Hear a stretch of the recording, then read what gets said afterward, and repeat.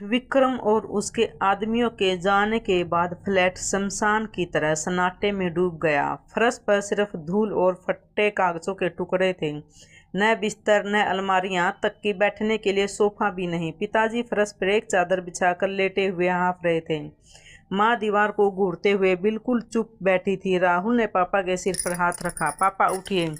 पापा ने आंखें खोली। कहाँ जाएंगे बेटा? हमारे पास जाने की कोई जगह नहीं है। राहुल ने मजबूत आवाज में कहा, सड़क पर रहेंगे, लेकिन इस फ्लैट में अब एक पल भी नहीं। ये लोग हमें यहाँ चैन से रहने नहीं देंगे पापा, हर पल जलील करेंगे। इससे बेहतर है कि चलिए आज और अभी यहाँ से निकल चलते हैं। माँ ने पल्लू से आंखें पोंछी। लेकिन इतनी रात गए और तेरे पास तो पैसे भी नहीं हैं। भगवान है। माँ चलिए। राहुल ने 2 बड़े बैगों में अपने कपड़े और पापा की दवाई भरी। रसोई से पानी की बोतल ली, फिर पापा को सहारा देकर उठाया। पिछले 6 सालों से जिस फ्लैट को उसने तिनका तिनका जोड़कर सजाया था, आज वो किसी बुता घर जैसा लग रहा था। दरवाज़ा लॉक करते वक्त राहुल का हाथ नहीं कांपा। उसने एक बार फिर पीछे मुड़कर नहीं देखा। लिफ्ट से नीचे उतरते ही झमाझम बारिश शुरू हो गई। गार्ड रामू काका गेट के पास खड़े थे। राहुल को बैग और बूढ़े माँ बाप के साथ उतरते देख वो आगे आए। भैया, इतनी रात को बारिश में कहाँ जा रहे हैं? मैम ने तो कहा कि आप लोग कल सुबह। राहुल ने रामू काका के हाथ में फ्लैट की चाबी थमा दी। रामू काका, ये चाबी नीरू को दे देना और कहना राहुल किसी की दया पर नहीं जीता। रामू काका कुछ कहने ही वाला था, तभी गेट के बाहर निकलते ही हेडलाइट की तेज रोशनी राहुल के चेहरे पर पड़ी। एक महंगी एसयूवी आकर रुकी। राहुल हट जाना चाहता था, लेकिन गाड़ी का दरवाजा खुलकर नीरू उतरी। उसके हाथ में एक बड़ा छाता था, लेकिन उसने राहुल की तरफ छाता नहीं किया। वो खुद छाते के नीचे खड़ी होकर राहुल के भीगे शरीर को देखकर मुस्कुराने लगी। पीछे से रोहन उतरा। उसके हाथ में शराब की बोतल थी। वो गाड़ी के बोनट से टेक लगाकर तमाशा देखने लगा। रुको राहुल, नीरू की आवाज़ किसी कोड़े जैसी लगी। राहुल के ने पापा का हाथ कसकर पकड़ते हुआ कहा, हमें जाने दो नीरू, तुम्हें जो चाहिए था सब तो मिल गया। नीरू आगे आकर राहुल के बिल्कुल करीब खड़ी हो गई। बारिश के शोर के ऊपर उसकी आवाज़ सुनाई दी, सब नहीं मिला, अभी कुछ बाकी है। राहुल ने हैरानी से देखा, अब क्या बाकी है? घर, पैसा, इज्जत सब तो ले लिया। नीरू ने राहुल के बाएं हाथ की तरफ इशारा किया। राहुल की उंगली में एक प्लेटिनियम की अंगूठी चमक रही थी। शादी के वक्त नीरू ने ही उसे पहनाई थी। हालांकि उसके पैसे राहुल ने ही लोन लेकर दिए थे। वो अंगूठी, नीरू ने हाथ बढ़ाकर कहा, वो अब मेरी है। एलिमनी के तौर पर मैं इसे जब्त कर रही हूँ। बाजार में इसकी कीमत कम से कम 60,000 होगी। मेरी जिम मेंबरशिप का खर्चा निकल जाएगा। राहुल को यकीन नहीं हो रहा था कि नीरू, ये हमारी शादी की अंगूठी है, ये आखिरी निशानी। रोहन ने पीछे से हंसते हुए कहा, अरे भाई, शादी का क्या अचार, निशानी का क्या अचार डालोगे? दे दो। नीरू तो वैसे भी तुमसे नफरत करती है, वो अंगूठी उंगली में रखने का क्या फ़ायदा?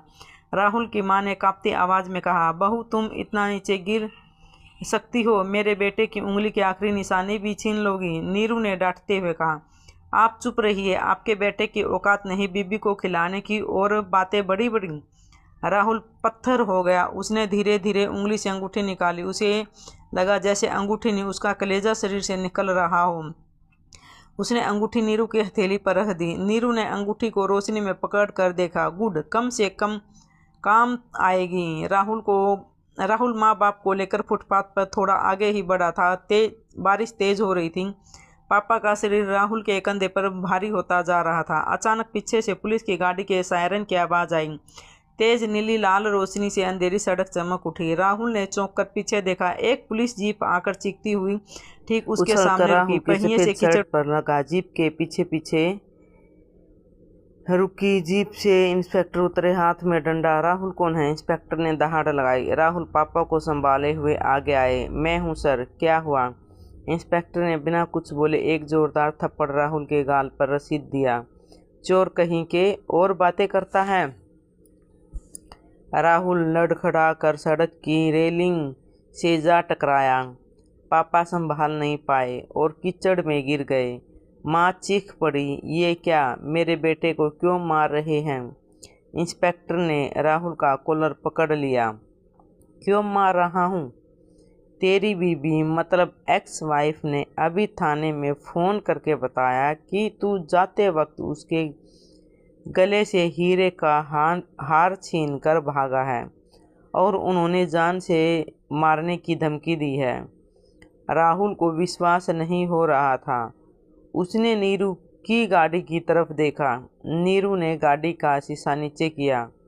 उसकी चेहरे पर एक शैतानी हंसी थी। कहा था ना राहुल, नीरू ने हंसते हुए कहा, मुझसे पंगा लेगा तो सड़क पर नहीं जेल में सड़ेगा।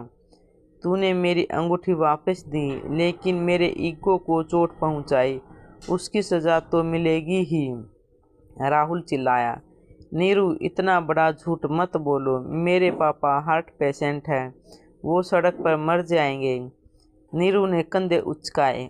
वो तेरी सिरदर्दी है, मेरी नहीं। इंस्पेक्टर ले जाइए इसे। इंस्पेक्टर ने राहुल के हाथों में हथकड़ी पहना दी। चल थाने, आज रात तुझे हवालात की हवा खिलाऊंगा। राहुल छटपटाने लगा। सर यकीन मानिए, मैंने चोरी नहीं की। मेरे पापा बीमार हैं, उनकी थोड़ी मदद कीजिए सर प्लीज़। पुलिस वाले ने राहुल को धक्का देकर जीप के पीछे डाल दिया। बारिश का जोर बढ़ता जा रहा है। राहुल की आंखें के सामने कीचड़ में गिरे उसके बूढ़े पिता हार्ट अटैक के तीव्र दर्द से सीना पकड़े तड़प रहे हैं। सांस लेने की जी तोड़ कोशिश की में उसका मुंह खुला का खुला है। राहुल की अपनी जेब में पिता की जीवनदायी दवा की शीशी रखी है, लेकिन उसके दोनों हाथों से अब लोहे की मजबूत हथकड़ियाँ पड़ी हैं।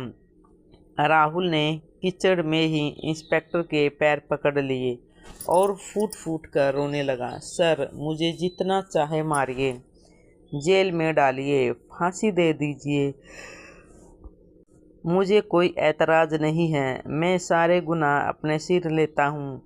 मैं कहता हूँ कि मैंने चोरी की है। बस उस दवा की शीशी को मेरे पिता के मुंह में देने दीजिए प्लीज़ सर, मेरे पिता मर जाएंगे। इंस्पेक्टर ने बिना कुछ कहे राहुल के सीने पर जोर से लात मारी और उसे घसीटते हुए जीप की तरफ ले गए। सड़क पर तब भारी बारिश का पानी हो रहा है। आसपास के कुछ लोग छाता लगाए खड़े हैं, नज़ारा देख रहे हैं। उस तड़पते हुए बूढ़े इंसान की मदद करने के लिए किसी ने एक कदम भी आगे नहीं बढ़ाया। उल्टे कुछ लोग जेब से मोबाइल निकालकर वीडियो बना रहे हैं। समाज ने तो मान ही लिया है। जब पुलिस ने पकड़ा है तो खुद एक खूबसूरत पत्नी ने शिकायत की है, तो यकीनन लड़का एक चरित्रहीन पत्नी को पीटने वाला जानवर होगा। राहुल ने जीप के पीछे ही लोहे की जाली से छतरी के नीचे खड़े उन आम लोगों की तरफ देखा। उनका दिल दर्द से कहरा उठा। उसे आज बहुत ही दर्दनाक तरीके से समझ आ गया कि इस समाज में पुरुषों के दर्द में कोई कभी साथ नहीं खड़ा होता। एक लड़की बीच सड़क पर खड़ी होकर अगर ग्लिसरीन के 2 आंसू भी बहा दे तो 10 लोग उसे बचाने दौड़ पड़ते हैं, लेकिन एक लड़के के जन्मदाता को सड़क पर फेंककर पुलिस जब बिना किसी कसूर के पीट पीट कर मार डालती है, तब समाज सिर्फ मूक दर्शन बनकर अपना फैसला सुनाता है।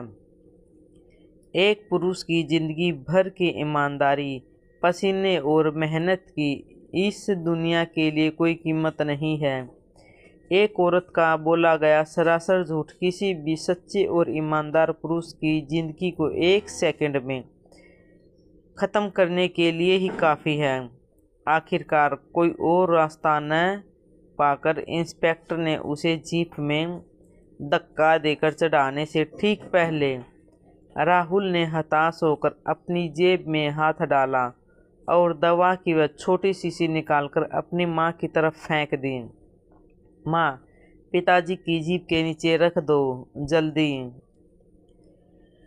शीशी जाकर कीचड़ में गिरी, पिताजी से महज 2 हाथ दूर।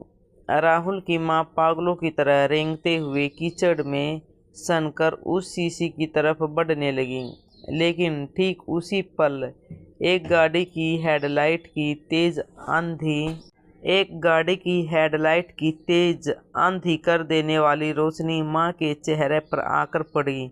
नीरू की वह काली एसयूवी गाड़ी स्टार्ट हो चुकी थी। राहुल ने जीप के अंदर से सांस रोकते हुए देखा कि नीरू की गाड़ी का विशाल चौड़ा पहिया ठीक उसी दवा की शीशी के ऊपर से गुजर गया। क्रैक! कांच टूटने की एक बारीकी सी आवाज हुई। सॉर्बिट्रेट की सफ़ेद गोलियां और टूटा हुआ कांच कीचड़ में मिलकर हमेशा के लिए खो गए। गाड़ी की खिड़की से नीरू एक बार फिर हिकारत भरी हंसी हंसी और फिर एक्सीलेटर दबाकर गाड़ी लेकर अंधेरे में गायब हो गई। नीरू ने सिर्फ राहुल का फ्लैट या पैसे ही नहीं छीने, बल्कि उसने हंसते हंसते एक बेटे की आंखों के सामने उसके पिता की जिंदगी को भी पहिए तले कुचल दिया। राहुल जीप के पिंजरे के अंदर सचमुच पत्थर का हो गया। उसकी आंखों में कोई आंसू नहीं, सीने में कोई गुस्सा नहीं, कोई चीख पुकार नहीं। वहां अब सिर्फ एक बर्फीला शमशान जैसा सन्नाटा और खालीपन था। वह जानता था कि अब सिर्फ 15 मिनट बचे हैं। इन 15 मिनट के अंदर अगर वह दवा पिता के मुंह में नहीं गई तो उनकी सांस फिर कभी वापस नहीं आएगी। पुलिस की जीप सायरन बजाते हुए आगे बढ़ी। जीप की लोहे की जाली से राहुल ने देखा कि उसकी मां सड़क की उस गंदी कीचड़ और कांच के टुकड़ों के साथ दवा के चूरे को अपने दोनों हाथों से खुरचकर पागलों की तरह पिता के मुंह में ठूसने की कोशिश कर रही है। मां का माथा कट गया है और खून तथा बारिश का पानी मिलकर एक हो गए हैं। पिता की आंखों की पुतलियां तब उलटने लगी थी। हार्ट अटैक के तेज दर्द से नीले पड़ चुके होठ कांप रहे थे। सीने को पकड़े हुए पिता का वह कमजोर हाथ धीरे धीरे ढीला पड़कर कीचड़ में गिर पड़ा। आखिरी बार पिता ने अपनी धुंधली बेजान होती नजरें उठाकर दूर होती गई पुलिस की जीप की तरफ देखा। एक बेटे के लिए इससे बड़ी नरक की यातना और क्या हो सकती है, जहां वह अपनी आंखों के सामने अपने जन्मदाता को सड़क की कीचड़ में एक लावारिस लाश की तरह तड़प तड़प कर मरते देख रहा है। मगर हथकड़ियां पहने दोनों हाथों से उन्होंने आखिरी बार सीने से भी नहीं लगा पा रहा था। 15 मिनट और सिर्फ 15 मिनट। सायरन बजाती हुई जीप राहुल को अंधेरे की तरफ बढ़ती जा रही है। कीचड़ में तड़पते हुए पिता और पुलिस का लॉकअप। क्या राहुल आज रात ही पिता के साय से महरूम होकर अनाथ हो जाएगा? लेकिन बात यही खत्म नहीं होती। नीरू का असली खेल तो अभी शुरू ही हुआ है। तलाक और चोरी के झूठे इल्जाम के बाद अब राहुल के सिर पर सबसे भयानक देशद्रोही का कलंक भी लगने वाला है। जेल के अंधेरे लॉकअप में जब बेबस राहुल घुट घुट कर खत्म हो रहा होगा, तब आधी रात को मूसलाधार बारिश में नीरू के लोग उसकी बीमार बूढ़ी माँ को धक्के मारकर सड़क पर फेंक देंगे। सिर पर देशद्रोह के इल्जाम की फांसी का फंदा और जेल के बाहर मौत से जूझती माँ। जेल की सलाखों को पकड़कर बिलख बिलख कर रोने वाला वह बेगुनाह लड़का। क्या उन 4 दीवारों के अंदर ही घुट कर रह जाएगा? बाकी की कहानी पार्ट नंबर 5 में।